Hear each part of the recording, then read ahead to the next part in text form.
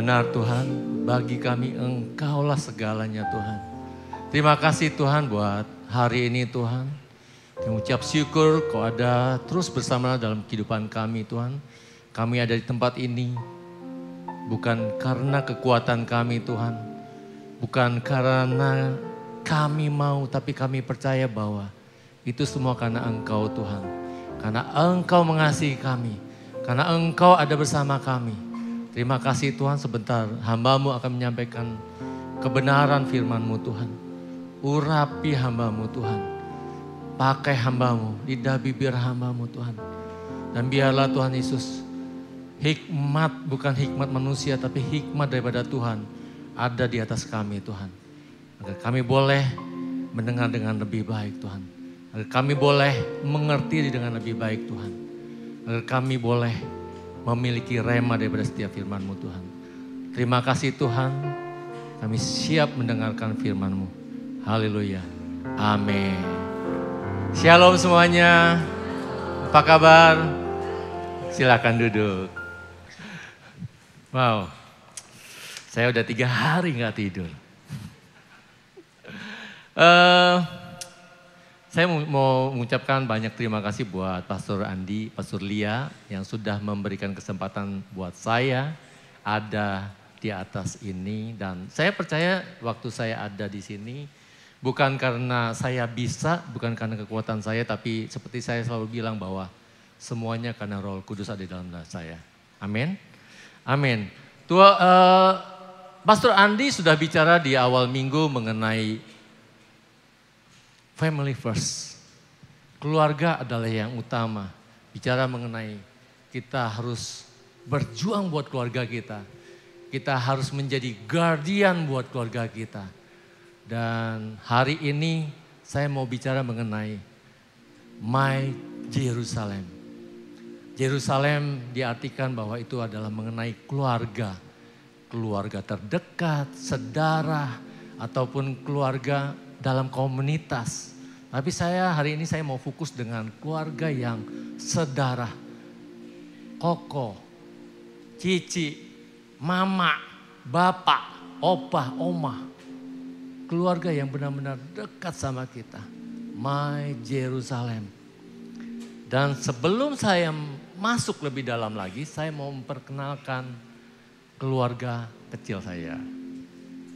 Saudara, ini adalah keluarga saya. Di sebelah kanan saya itu adalah saya, adik-adik saya, almarhum papi, almarhum mami. Dan kalau saudara lihat rambut saya masih banyak, belum banyak diskonnya, ya kan? Kalau sekarang udah banyak diskonnya. Terus yang di tengah adalah istri saya, Pastor Agista, dan anak-anak saya yang tinggi-tingginya sudah melebihi saya karena dikasih makan terus. Dan ini adalah papi dan mami mertua dari mamanya Pastor Agista dan adiknya. Dan I love them all. Saya mengasihi mereka semua. Saya mengerti banget bagaimana sulitnya kita untuk menjangkau keluarga kita. Padahal kelihatannya mudah ya. Nah, tapi kita mau belajar dari Yesus nih. Apa sih yang dilakukan Yesus? Kenapa kok Yerusalem? Kok bukan yang lain gitu? Yuk kita baca dulu deh ayatnya. Kisah 1 ayat 6 sampai 9. Maka bertanyalah mereka yang berkumpul di situ, Tuhan, maukah engkau pada masa ini memulihkan kerajaan bagi Israel? Jawabnya, engkau tidak perlu mengetahui masa dan waktu yang ditetapkan Bapa sendiri menurut kuasanya. Tetapi kamu akan menerima kuasa kalau Roh Kudus turun ke atas kamu. Dan kamu akan menjadi saksiku di Yerusalem. Dan di seluruh Yudea dan Samaria dan sampai ke ujung bumi. Sesudah ia mengatakan demikian, terangkatlah ia disaksikan oleh mereka dan awan menutupnya dari pandangan mereka. Saudara, ayat ini bicara mengenai Tuhan Yesus akan diangkat ke sorga. Tapi Kalau saudara lihat ini yang tujuannya adalah kalau Roh Kudus turun ke atas kamu dan kamu akan menjadi saksiku di Yerusalem. Fokusnya Tuhan itu kenapa kok Yerusalem yang dibicarakan pertama kali. Dan kalau saudara baca di NIV,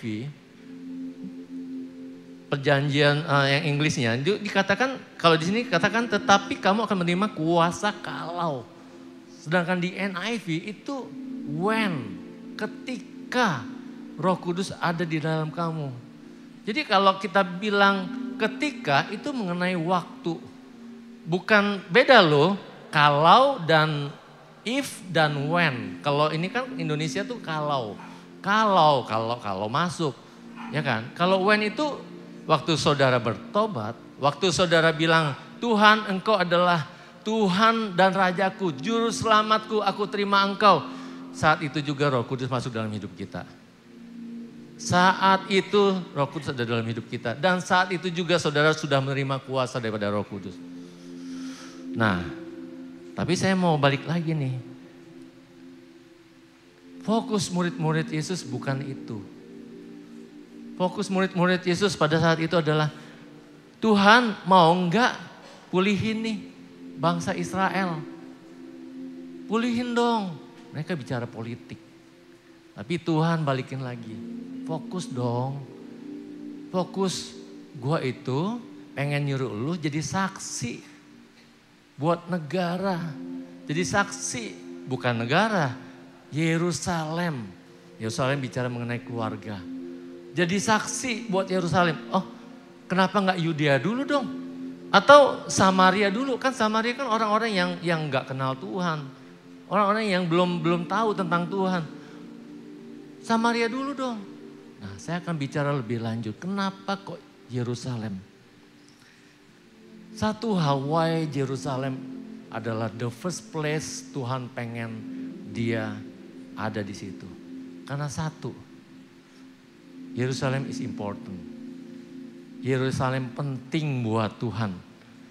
Yerusalem adalah bagian daripada rencana Tuhan.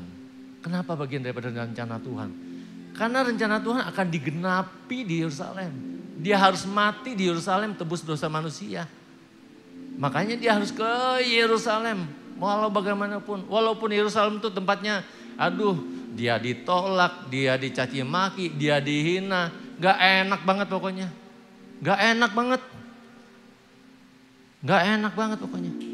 Di Lukas 9 ayat 51 sampai 56. Ketika hampir genap waktunya Yesus diangkat ke sorga, ia mengarahkan pandangannya untuk pergi ke Yerusalem. Dan ia mengirim beberapa utusan mendahului dia. Mereka itu pergi lalu masuk ke suatu desa orang Samaria untuk mempersiapkan segala sesuatu baginya. Tetapi orang-orang Samaria itu tidak mau menerima dia karena perjalanannya menuju Yerusalem. Ketika dua muridnya yaitu Yakobus dan Yohanes melihat hal itu, mereka berkata, Tuhan, apakah Engkau mau supaya kami menyuruh api turun dari langit untuk membinasakan mereka? Akan tetapi ia berpaling dan menegur mereka, lalu mereka pergi ke desa lain. Saudara, menjadi saksi buat keluarga kita itu bukan mudah, tapi penting saudara. Tapi penting. Susah pastor. Keluarga saya itu gak mau dengar saya. Bolak-balik dikasih tahu, bolak-balik diajakin ke gereja, gak mau, susah banget. Kita ajarin, saudara, mungkin saudara caranya salah. Saudara, Yakobus dan Yohanes, lihat Yakobus dan Yohanes, dia udah dekat sama Tuhan. Dia bilang, mereka berkata, Tuhan, apakah Engkau mau? Tuhan, mau nggak nih supaya saya suruh api turun dari langit untuk membinasakan mereka? Kadang kitanya yang salah untuk memberitakan Injil buat keluarga kita. Kita bilang, Mam, bertobat Mam. Kalau nggak bertobat, hati-hati loh, nanti kena penyakit. Pak, bertobat. Kalau nggak bertobat nanti proyeknya nggak jalan semua loh. Kok cari Tuhan, kejar Tuhan. Kalau nggak kejar Tuhan nanti, aduh, nggak dapet jodoh. Kita udah kayak merasa bahwa itu maunya Tuhan. Kita udah rasa kayaknya, oh kita udah tahu banyak mengenai firman Tuhan. Kita sembuhin orang sakit, kita bangkitin orang mati. Dan kita merasa bahwa kita perwakilan daripada Tuhan. Apakah engkau mau kami menyuruh api turun? Nah, kadang kita begitu. No. Kadang-kadang keluarga itu cuman pengen lihat apa sih hidup kita ini. Mereka cuman pengen lihat apa sih yang kelihatan yang saya lakukan tiap hari. Apakah serupa dengan gambar Tuhan? Apakah kita melakukan kehendak Tuhan? Apakah kita melakukan firman Tuhan? Saudara, kadang-kadang untuk merubah seseorang tuh bukan dengan rasa takut, saudara. Kadang-kadang ya, kita cuman bilang, aku mengasihi kamu. Gak selalu dengan rasa takut orang bisa berubah, tapi kadang-kadang orang bisa berubah hanya dengan melihat kasih yang keluar dari hidup kita. Dia lihat kita mengasihi, dia lihat kita melakukan apa yang Tuhan lakukan. Kita suka lihat nih, aduh keluarga gue kok kayaknya gini-gini aja ya. Keluarga yang ana tiap bulan plesir terus, jalan-jalan terus. Kok enak rasanya. Keluarga sana tuh lagi ribut tuh. Lucu tuh, pukul-pukulan. Saudara, saya ada satu, ada fenomena. Jadi di kompleks saya, atau di Indonesia mungkin ya. Siapa yang rumahnya tinggal di komplek? Pernah mati lampu kompleknya? Nah, kalau mati lampu, apa sih yang dilakukan pertama kali? Apa coba? Kalau saya buka pintu, lihat tetangga lain lampunya mati enggak? Kalau saya lihat tetangga lampunya mati, saya tenang. Rupanya mati semua lampunya. Padahal harusnya kita ngecek gensetnya kita dulu, MCB-nya kita, panel kita dulu, benar enggak? Itulah hidup manusia. Kita kadang melihat orang lain, melihat keluarga lain, melihat kurangnya orang lain, melihat kok dia enggak sama kayak saya, kok saya enggak sama kayak dia, kok dia lebih ini, kok dia lebih itu, kok dia lebih kurang ini, kurang itu. Kita enggak fokus sama keluarga kita. Padahal keluarga kita adalah orang yang paling penting dalam hidup kita. Bukan karena mudah. Kelihatannya mudah, tiap hari datang ketemu, ngobrol. Kayaknya bisa nih kita memberitakan Injil. Kayaknya penting nih. Untuk kita ngobrol sesuatu yang gampanglah ditangkap oleh keluarga kita. No. Bukan masalah mudah, tapi masalah penting atau enggak, saudara. Keluarga saudara adalah orang yang paling penting. Saya bilang VVIP, very important person. Saya nggak tahu apakah mungkin pedal saudara lebih penting dari saudara, keluarga saudara, ataukah arisan sama teman-teman lebih penting daripada keluarga saudara. Satu kali anak saya lagi suka main bola. Jadi dia karena lagi suka-sukanya, hobi-hobinya selalu ngajakin saya, "Wah, yuk latihan main bola yuk, ajarin aku tendangannya tuh bisa ke kiri, bisa muter-muter ke kanan, ke atas." Oh oke. Nah, saya kadang-kadang kita mungkin sebagai orang tua pengen kelihatan jago dalam segala hal. Oke, Papa juga bisa. Janjian lah kita. Oke, besok ngantor nggak Pak? Oh enggak, lagi di rumah. Udah besok ya. Besok kita janjian, tapi saya bilang, Papa capek nih, nggak bisa latihannya hari ini. Ya udah, kalau enggak Jumat. Oke, Jumat. Jumat set jam 10, oke jam 10. Terus dia datang lagi, ayo Pak, udah pakai pakaian lengkap. Saya bilang, aduh Papa mau pedal nih jam 10 nih. Ya kan. Terus, oh yaudah Senin deh Pak. Nah, Sabtu Minggu kan sibuk ya. Terus Senin lah. Senin sama, saya bilang begitu lagi. Saya nggak bisa. Saya capek, saya lelah. Saya ada meeting. Saudara, apa yang keluar dari mulut anak saya? Mungkin dia cuman kayak ungkapan yang ya selepas-lepasnya, tapi dia bilang begini. Wah, aku nggak penting nih kayaknya. Aku nggak penting nih kayaknya. Enggak, kamu penting. Ya udah yuk main, ayo kita latihan. Karena latihannya dekat rumah, ya udah kita jalan kita. Saudara, kata-kata yang tidak penting itu harus kita jaga, saudara.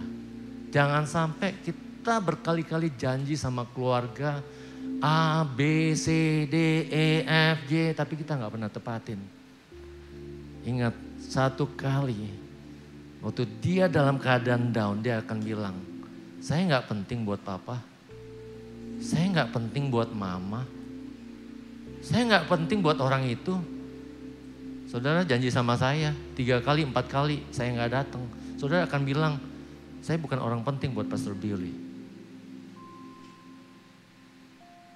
Jaga saudara, jaga janji saudara. Karena keluarga adalah orang yang penting dalam kehidupan kita. Saya mau bilang, don't give up with your Jerusalem. Jangan pernah menyerah kepada keluargamu. Jangan pernah nyerah sama keluarga kamu. Mungkin nggak tahu, mungkin hari-hari ini ada suami istri yang sedang di ujung tanduk, udah tinggal tanda tangan surat cerai. Jangan nyerah saudara. Kembali itu. Mungkin ada keluarga yang anaknya lagi kecanduan. Mungkin ada anak-anaknya yang mabuk-mabukan. Mungkin ada keluarga yang bingung, ini perusahaan mau kemana? Mau kemana? Gue mau warisin siapa? Gak ada. Anak-anaknya semua udah lari kemana-kemana. Udah gak tahu. Jangan nyerah saudara. Don't give up.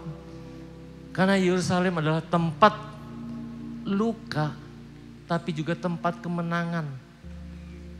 Yesus ke Yerusalem, lukanya banyak. Lukanya banyak. Tapi tetap Tuhan Yesus harus ke Yerusalem. Karena di situ ada kemenangan. Karena di situ janji Tuhan harus digenapi. Amin. Yerusalem di mana janji Tuhan harus digenapin. Gak mungkin gak harus ke sana. Makanya Yerusalem adalah tempat yang paling penting buat Yesus. Tempat yang paling penting buat kita. Di Lukas 13 ayat 34. Yerusalem, Yerusalem, engkau yang membunuh nabi-nabi dan melempari dengan batu orang-orang yang diutus kepadamu.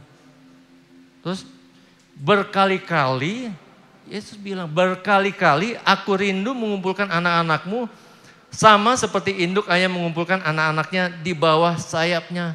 Tapi kamu tidak mau. Tapi kamu tidak mau. Saudara, mungkin kita banyak yang sering berantem, bertengkar, keluarga. Buat saya itu lumrah. Saya sama Pastor Agista juga sering bertengkar. Tapi kita sering juga cepat kita kebalik-balikan lagi. Nah, buat bapak-bapak nih. Bapak-bapak, sebenarnya kan kita nggak takut ya sama istri kita. Nah, istri-istri, sebenarnya istri-istri lebih berani aja daripada bapak-bapak ya sebenarnya.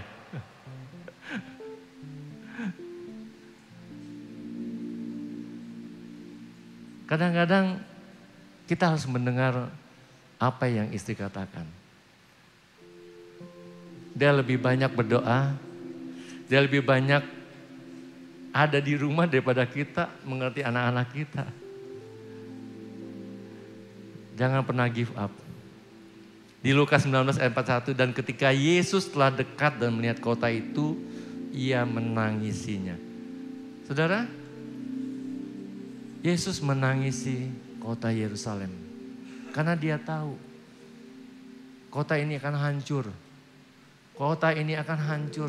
Dan di tahun 70 Masehi, bangsa Romawi menghancurkan kota Yerusalem. Bait Allah dihancurkan. Nangis dia. Kita juga kadang-kadang nangis nih. Lihat keluarga kita yang sebentar lagi kelihatannya mau hancur nih. Kita lihat orang tua kita yang lagi berantem yang gak berhenti-berhenti. Kita lihat satu dekade keluarga kita yang 1, 2, 3 tahun pertama, tahun kedua, tahun ketiga, tahun keempat sampai puluhan tahun. Kita lihat kita masih berantem sama keluarga-keluarga kita sendiri. Jangan pernah berhenti untuk berdoa untuk keluarga kita. Never give up. Saya punya anak bul namanya Dona sama Nala. Ya. Jadi ada yang punya anak bul di sini? Wah, banyak ya. Ada yang punya anak bul? Banyak ya. Nah, jadi tiap hari itu Pastor Agista tuh selalu ajak anak bul untuk jalan-jalan keliling komplek. Itu sebenarnya hal biasa. Tiap hari juga begitu. Tapi saat itu Roh Kudus tuh kasih hikmat buat saya. Mengingatkan saya. Tiba-tiba waktu ajak jalan-jalan saya lihat istri saya lagi bawa anabulnya. Tiba-tiba si anabul, si Dona, si Nala. Tiba-tiba mohon maaf, dia keluar buang kotoran. Apa yang dilakukan istri saya? Pastor Agista, dia ambil tisu, dia angkat, terus dia buang. Saudara, ada yang melakukan hal yang sama? Sama ya? Ada yang melakukan hal sama? Di sini ada yang melakukan hal sama? Saya pengen tanya soalnya. Nah, Ibu waktu ambil kotoran anabul ibu, malu nggak? Enggak. Kenapa Bu? Kenapa? Oh, karena sayang kan Bu ya? Karena sayang. Saudara, kemudian Roh Kudus tuh kasih saya pengertian bahwa, tuh lihat. Tiap hari bersihin kotoran binatang. Saya diingetin lagi, kadang-kadang kita tuh ngelakuin dosa yang sama berkali-kali. Itu lagi.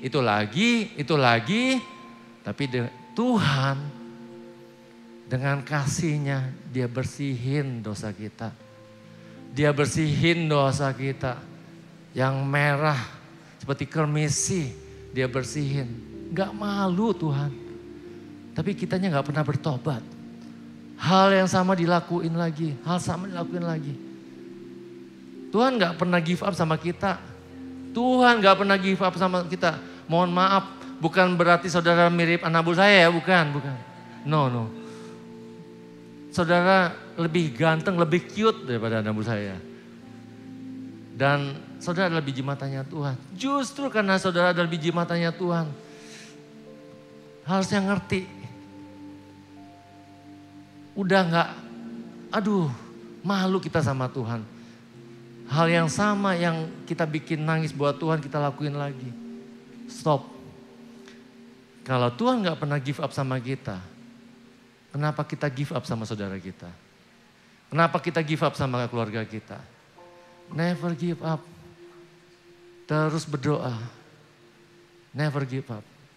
Tuhan contohin kok, kasih tahu, berkali-kali aku kirim orang. Nabi-nabi datang. Saudara dealing with family problem, trauma, mental health, insecurity, anxiety, self-blaming memang gak mudah, not easy at all. Tapi possible. Bisa saudara. Bisa banget. Banyak loh nabi-nabi keluar dari keluarga. Salah satu nabi yang memenangkan suatu negara, suatu bangsa lagi. Saudara tahu Musa? Tahu kan? Anak kecil yang dihanyutkan di sungai, yang mau dibunuh. Dia bisa menangin satu bangsa. Yusuf yang dibuang sama kakak-kakaknya, masukin sumur. Dia bisa menangin keluarganya. Dia bisa menangin keluarganya. Saya percaya kalau Yesus ada dalam keluarga kita, Jesus in our Jerusalem, saudara pasti bisa menangin saudara, keluarga saudara. Saudara pasti bisa menangin orang-orang yang belum kenal Tuhan di dalam kehidupan saudara, keluarga saudara. Mungkin ada yang, ini opa, oma belum kenal Tuhan nih. Mama belum kenal Tuhan. Gimana ya menanginnya? Gimana menanginnya? Atau hari ini saudara kayak, tapi rasanya Yesus tuh gak pernah nolong saya, gak bantu saya. Nah, kita baca Wahyu 3 ayat 20. Nah, Wahyu 3 ayat 20 ini saya mau ajak kita baca sama-sama ya. Kita baca sama-sama. Akunya diganti Yesus, kemudian dia, iya itu diganti saya. Ya, kita baca sama-sama. 1, 2, 3. Lihat, Yesus berdiri di muka pintu dan mengetuk. Jikalau ada orang yang mendengar Yesus dan membukakan pintu, Yesus akan masuk mendapatkan saya. Yesus makan bersama-sama dengan saya. Dan saya bersama-sama dengan Yesus.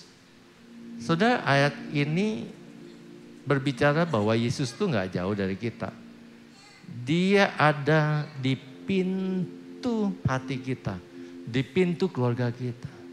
Tinggal kita mau gak undang dia masuk. Saudara, masuk mendapatkan saya dan Yesus makan bersama-sama. Makan itu berbicara tentang privilege loh. Bicara tentang kecukupan. Masalahnya saudara buka hati gak buat Yesus masuk dalam hidup saudara. Dan saya percaya waktu Yesus masuk dalam kehidupan kita, ada pengampunan saudara. Di Kolose 3 ayat 13, sabarlah kamu seorang terhadap yang lain, dan ampunilah seorang akan yang lain. Apabila seorang menaruh dendam terhadap yang lain, sama seperti Tuhan telah mengampuni kamu, kamu perbuat jugalah demikian. Ada pengampunan.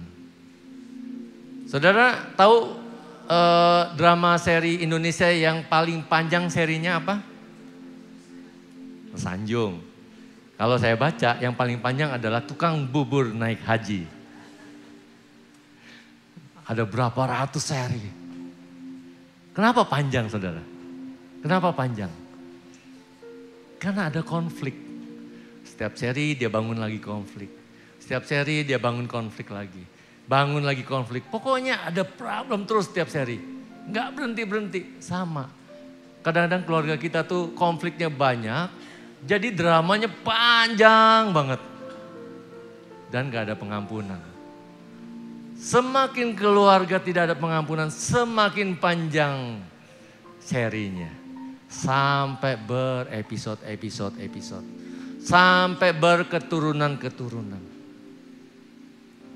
Saudara, hari ini saya pengen kita semua lepaskan pengampunan. Saya undang pemusik untuk naik. Lepaskan pengampunan saudara.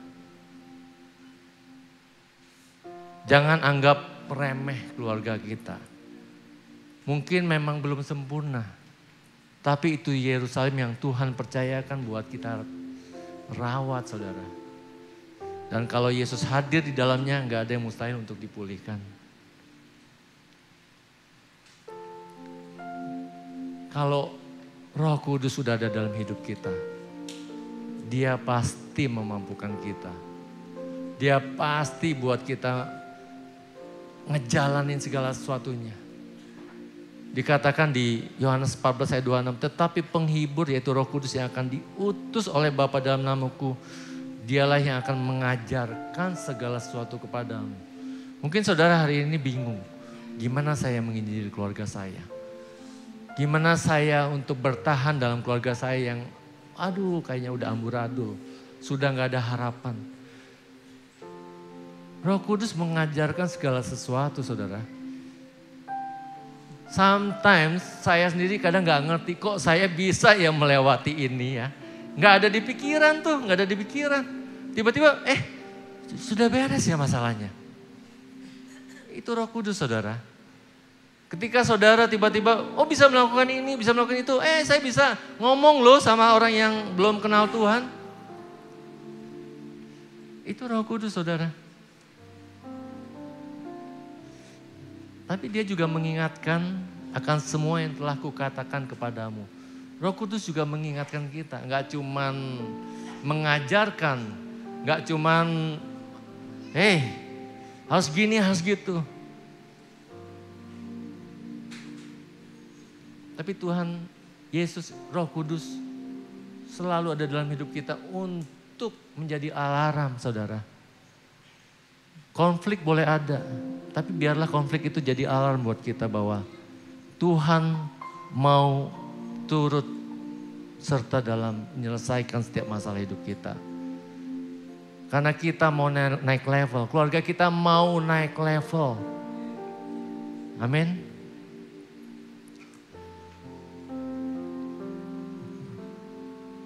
Saudara, saya mau mengundang saudara untuk bangkit berdiri. Saya mau buat saudara-saudari yang datang bersama keluarga, orang tua, adik, atau opa, atau oma, atau mertua sekalipun. Saya mau, yuk kita pegang tangan mereka, atau kita rangkul. Just kita bilang, kamu orang yang paling spesial dalam hidup saya. Kamu orang yang paling spesial dalam hidup saya. Dan saya gak akan pernah give up buat kamu. Saya gak akan pernah give up buat kamu, sayang. Never give up with your family. Karena Yesus ada dalam keluarga kita.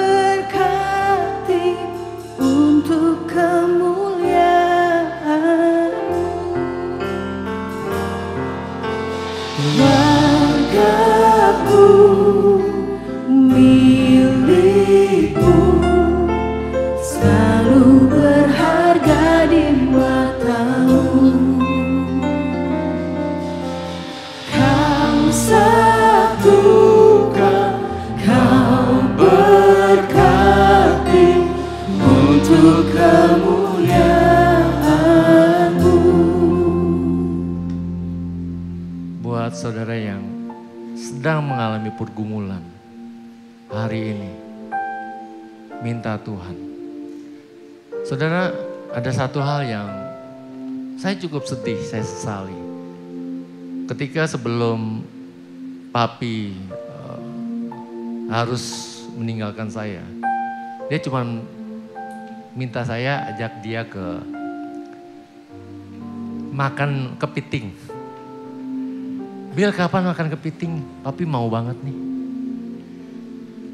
Saudara tahu, saya sibuk banget waktu itu. Gak pernah punya waktu. Dan sampai pada akhirnya dia harus panggil Tuhan, dan dia gak pernah makan kepiting. Kepiting yang dia mau, tapi mau yang di sana.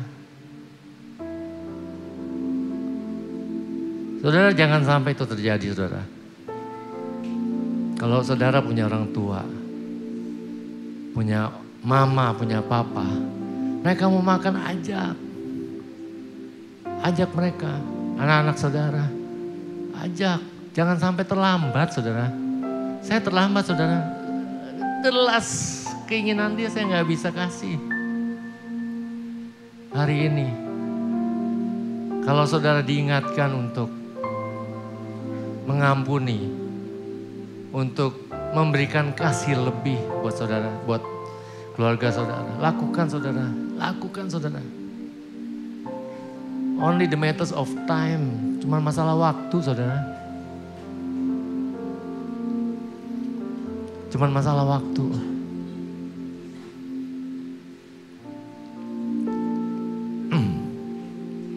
Makasih Tuhan, makasih Tuhan.